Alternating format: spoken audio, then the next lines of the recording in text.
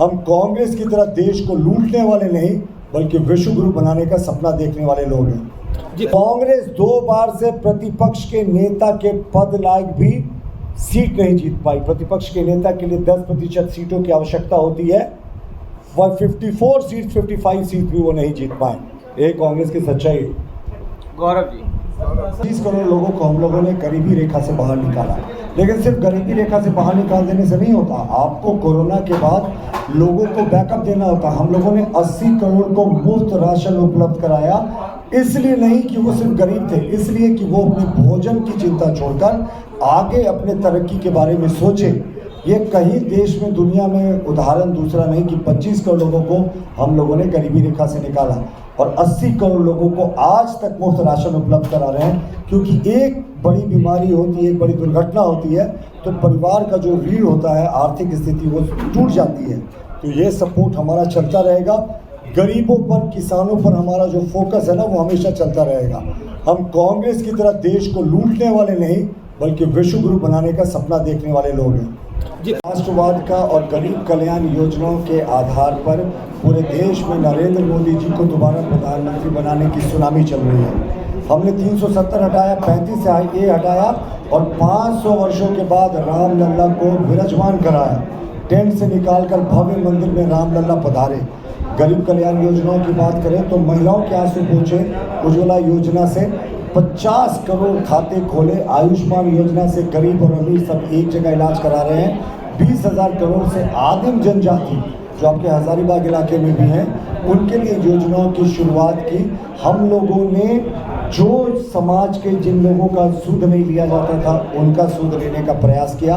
विश्वकर्मा योजना के तहत हम लोगों ने ओबीसी के बड़े समुदाय को सेल्फ हेल्प से जोड़ा और उनको लोन की सुविधा उपलब्ध कराई। युवाओं को तो हम लोगों ने 43 करोड़ मुद्रा लोन दिया और उनको स्वरोजगार और रोजगार देने वाला बनाया। तो ये हमारी चीज़ें थी जिसको लेकर हम आए।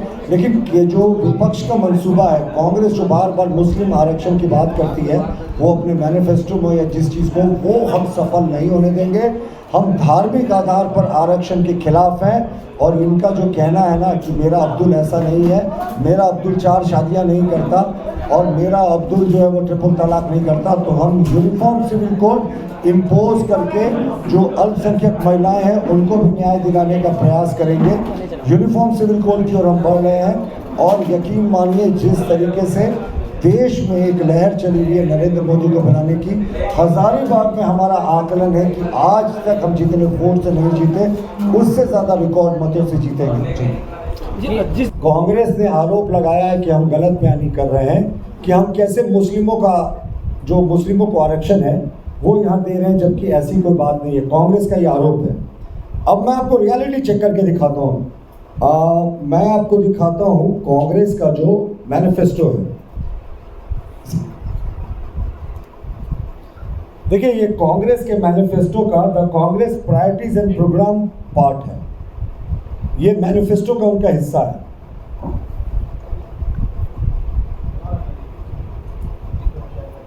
देखिए, ये कांग्रेस के मैनिफेस्टो का हिस्सा है जो मुस्लिम आरक्षण और माइनॉरिटी आरक्षण की वकालत करता है।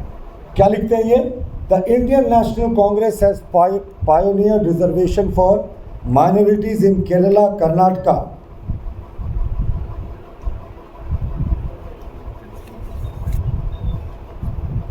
Kerala, Karnataka and Andhra Pradesh for employment, government employment and education on basis of their social and economic backwardness।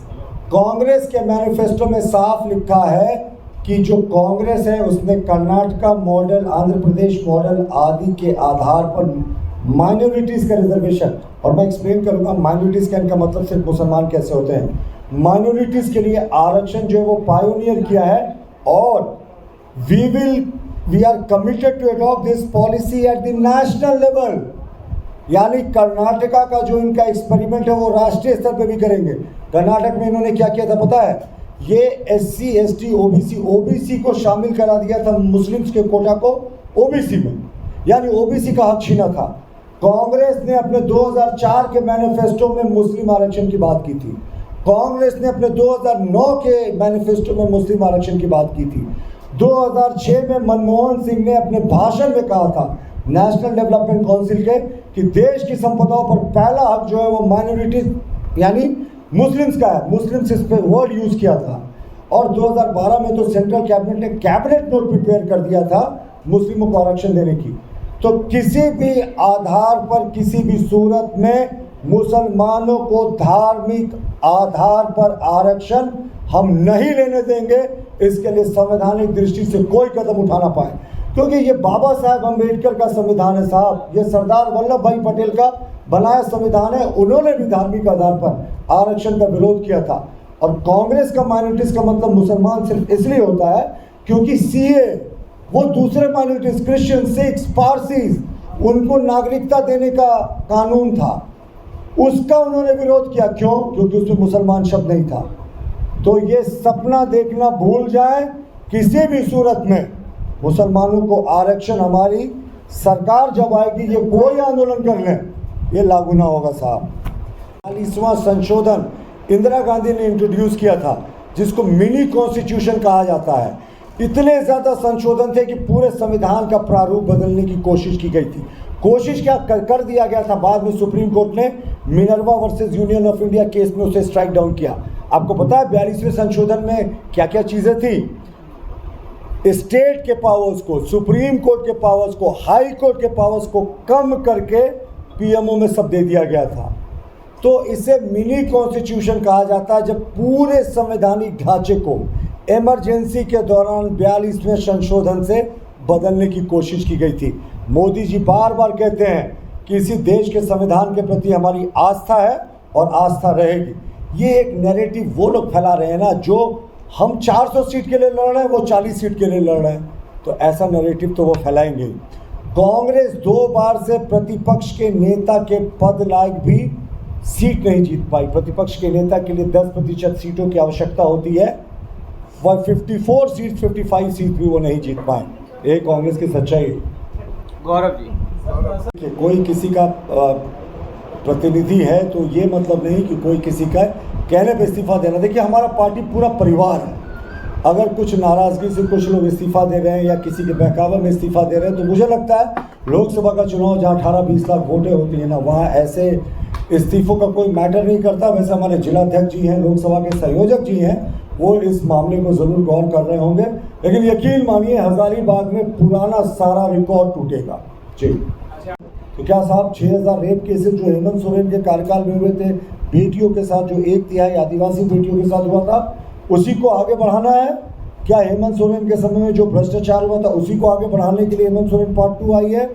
क्या जो पिछले सरकार में आपने बेरोजगारों को 5000 और 7000 रुपये का ये जो स्टाइपेंड था प्रॉमिस किया था, अब आपने उसको ठगा? क्या अब आप उसको फिर से बढ़ाने वाले हैं? पूरे तरीके से ये फेल्ड गवर्नमेंट है। लेकिन ऐसा नहीं है कि सरकार ने आदिवासियों के लिए नहीं किया ना। मुख्यमंत्री हेमंत सोरेन ने खुद माइनिंग मंत्री रहते माइनिंग लीज अनगढ़ का अपने नाम कर लिया। एक लैंड लीज अपनी पत्नी को भी दे दिया। लेकिन ऐसा नहीं कि ससुराल का ख्याल नहीं रखा। एक लैंड लीज अपनी साली को भी दे दिया। एक माइनिंग लीज अपने भाई को भी दे दिया, बसंत सोरेन को। और एक माइनिंग लीज पंकज मिश्रा जो उनके विधायक प्रतिनिधि थे, उनकी पत्नी को भी दे दिया।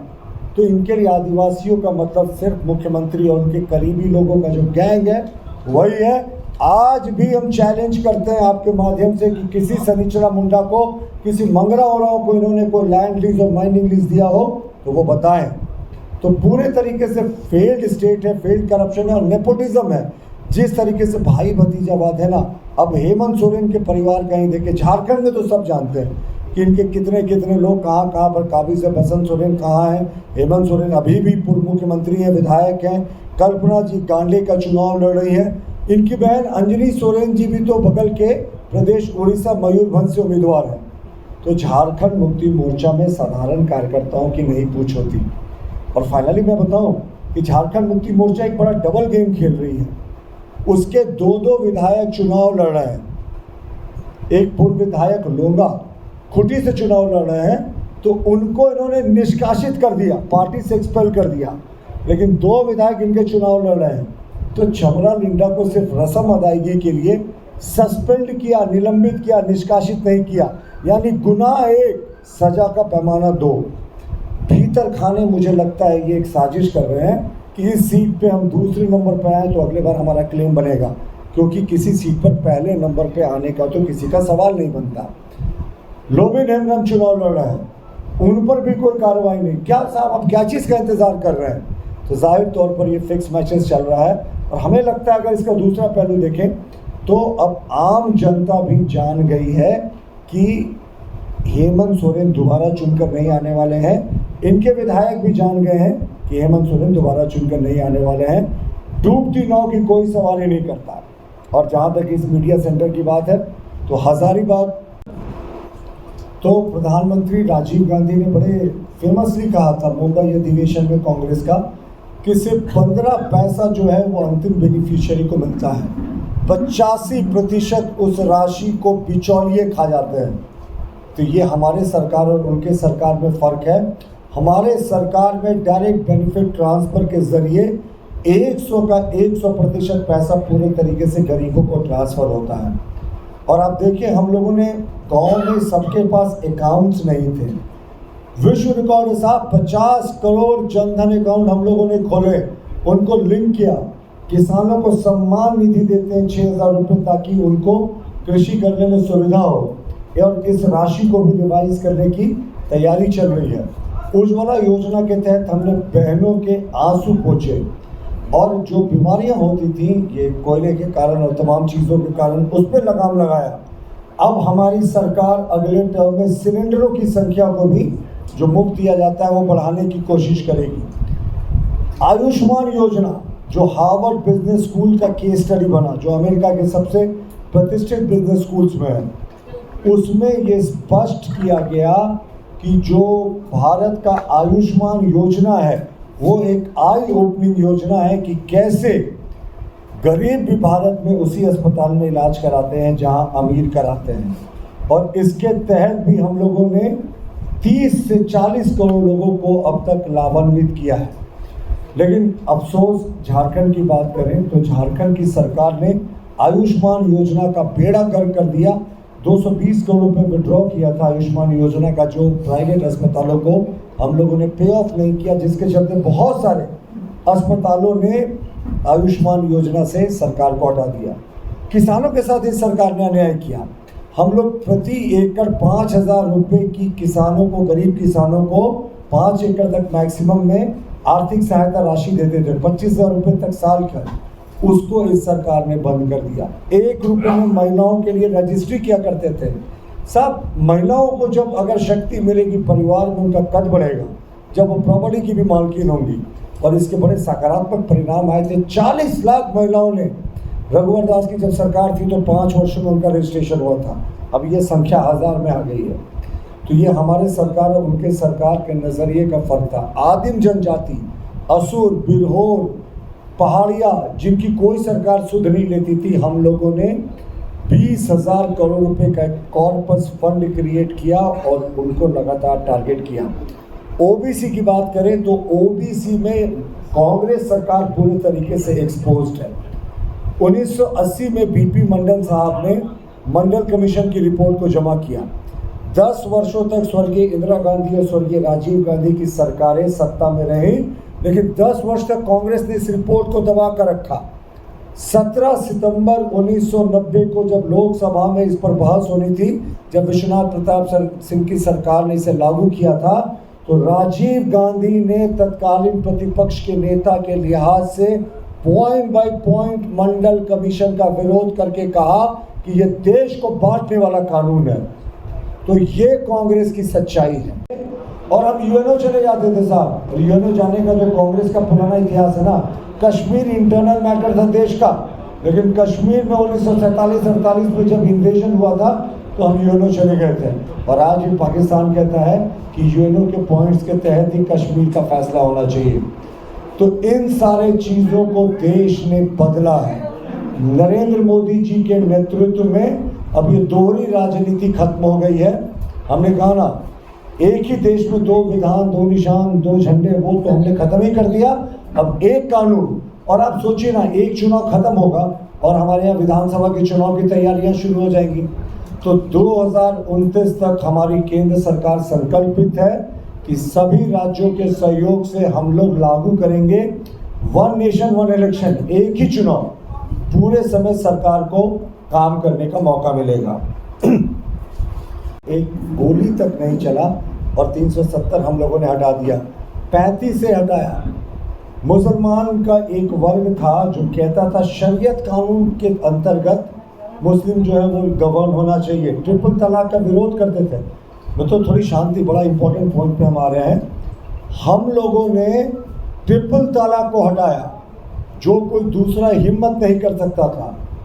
और मुल्लाओं का जो एक वर्ग है वो बड़ी कन्वीनियंस की राजनीति करता था, कहता था साफ शरीयत कानून से हम गवर्न होते हैं।